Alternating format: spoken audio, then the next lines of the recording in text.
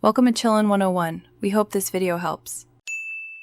You start by collecting the materials and marking the template precisely. Lay the cardstock flat, measure a 9 by 20 centimeter rectangle, and lightly pencil in a circle 4 centimeters across, centered and 2 centimeters from the top edge. Once done, secure the sheet to a cutting mat.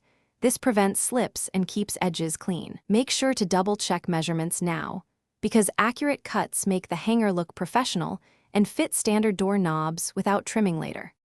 Now cut along the pencil lines using a sharp craft knife and a metal ruler to keep edges straight.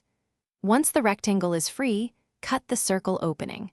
A hole punch works if it matches the size, otherwise carefully rotate the knife for a smooth curve. After shaping, refine the piece by rounding corners or adding a bottom notch for visual balance. Make sure to sand any rough edges lightly. This gives a clean touch and prevents paper fibers from catching on clothing or the doorknob. Finish by decorating the hanger so the message reads clearly. Bold letters that say "Do not disturb" work best.